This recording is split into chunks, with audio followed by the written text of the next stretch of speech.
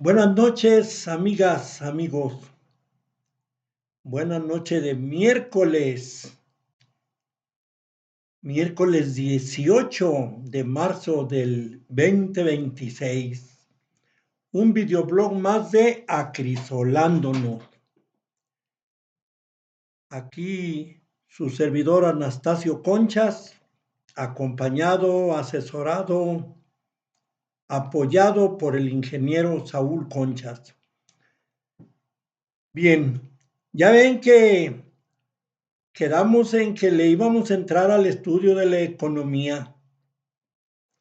Economía para principiantes, pues, pero con la finalidad de que tengamos una noción de los fenómenos económicos, por lo menos una noción.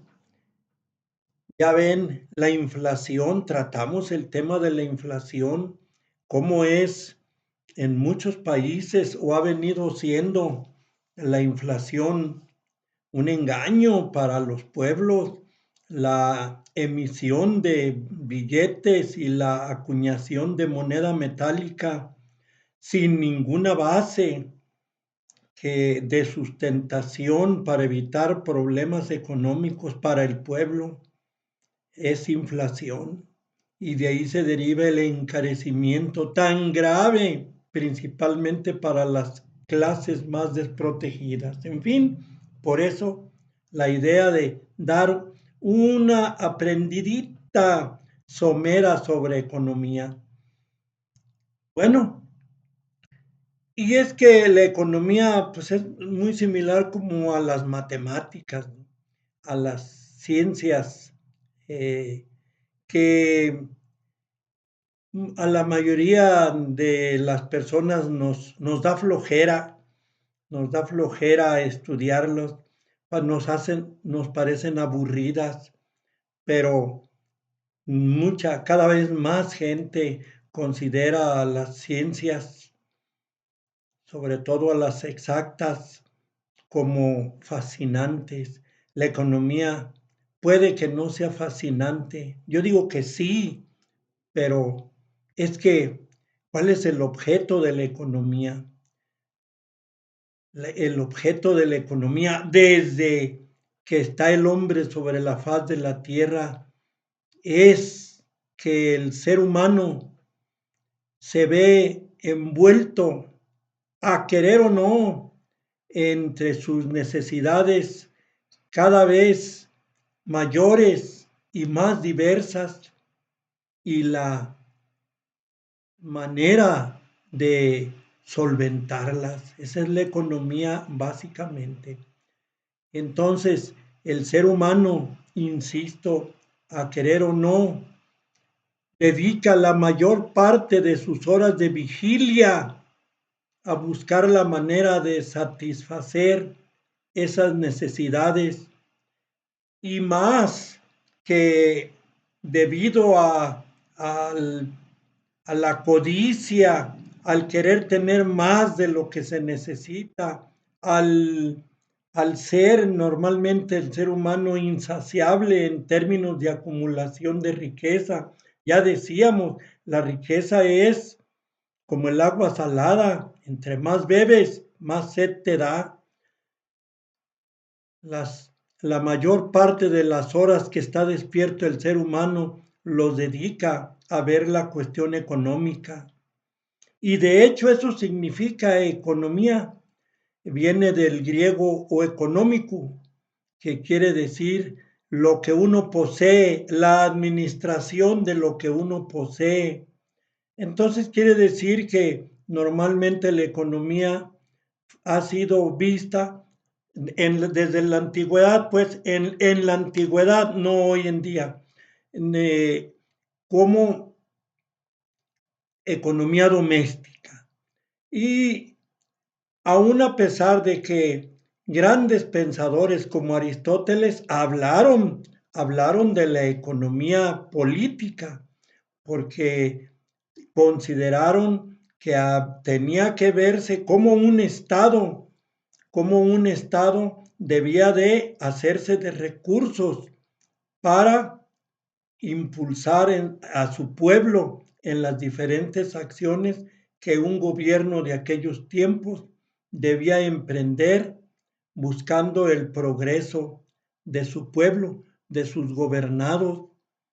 Aristóteles, fíjense, Aristóteles habló ya de la ley de la oferta y la demanda. Él escribió, no escribió mucho sobre economía, también Jenofonte escribió sobre la oferta y la demanda, allá alrededor de 400 años antes de Cristo. Fíjense, Jenofonte nació por ahí en el año 444 antes de Cristo. Luego siguió Platón. Platón también abordó temas económicos, amigas, amigos, y de hecho los abordó de manera, sí, directa, no tan directa, porque los abordó mucho en su libro La República, que si ustedes lo leen, se darán cuenta que es realmente un tratado, una propuesta de comunismo. Platón propuso el comunismo con sus peculiaridades, desde luego, pero lo propuso sobre todo para las clases gobernantes. Y algo muy curioso, que ya después, gentes como Cabet y Owen, acá ya por 1800, después de Cristo, en la época actual, lo propusieron también. Se debe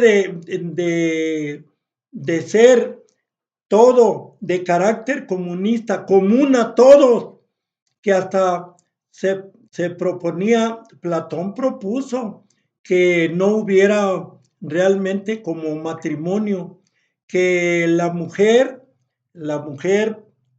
pues fueran esposas comunes. Hasta allá llevaban el comunismo y esto también lo copiaron algunos, como decimos, Fourier, Cabet, Owen, que luego veremos cuánto y más la cuestión de las propiedades, la producción de riqueza. Y Aristóteles se opuso la producción y distribución de la riqueza.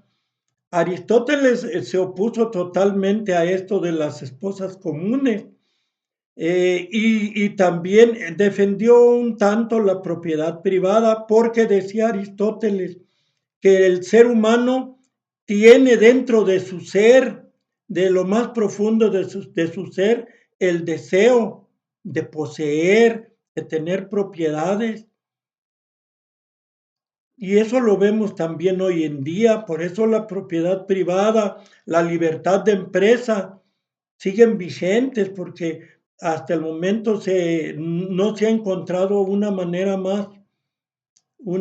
más efectiva de generar riqueza, de generar empleo.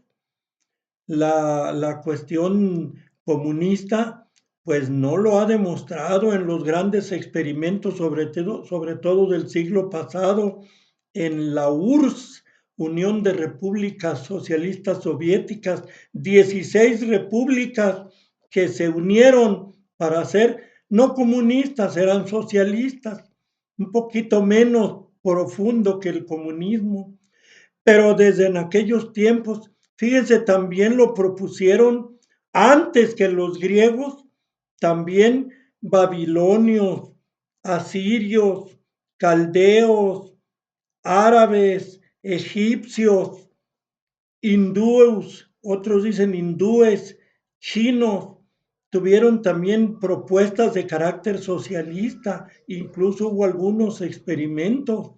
¿Por qué? Porque es la búsqueda que platicábamos ayer de la justicia en la distribución de los bienes entre toda la población y no como sucede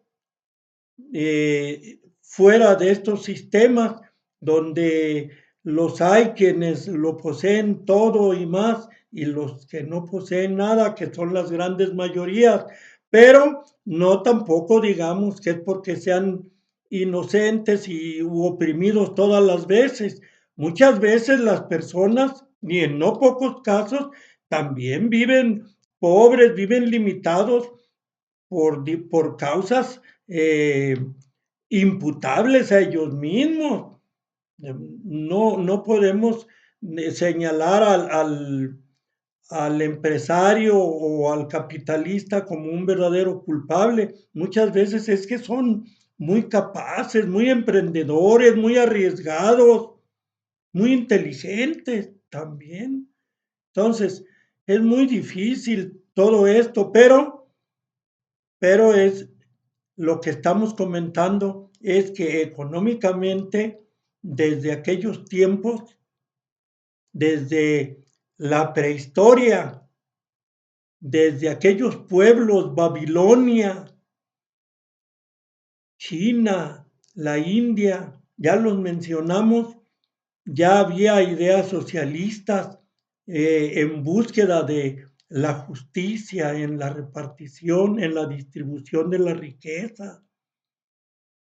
Fíjese, Confucio en China, allá 500 y tantos años antes de Cristo, propuso que el gobierno estableciera un sistema de pensiones para los mayores de edad. Esto no es de ahora pronto.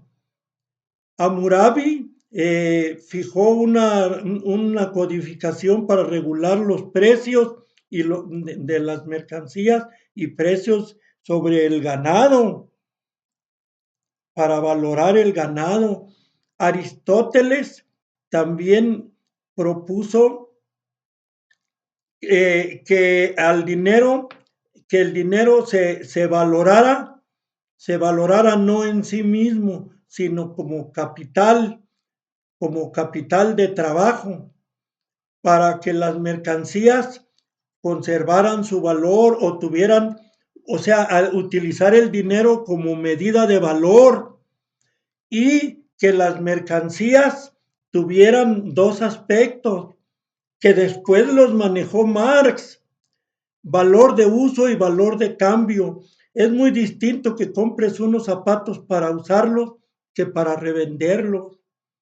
Entonces, la economía, amigas, amigos, ahí ha estado presente a lo largo de la humanidad desde que se tiene registro de estos países a cuestión de 5,000 años antes de Cristo. Antes de Cristo, fíjense. En fin, es lo que pudimos comentar ahora sobre la economía en los tiempos más antiguos. Son pinceladas, hay que investigar, hay que enriquecer lo comentado, se puede y se debe, y por el momento no nos resta más que agradecer el favor de su atención y decirles hasta la próxima, amigas, amigos.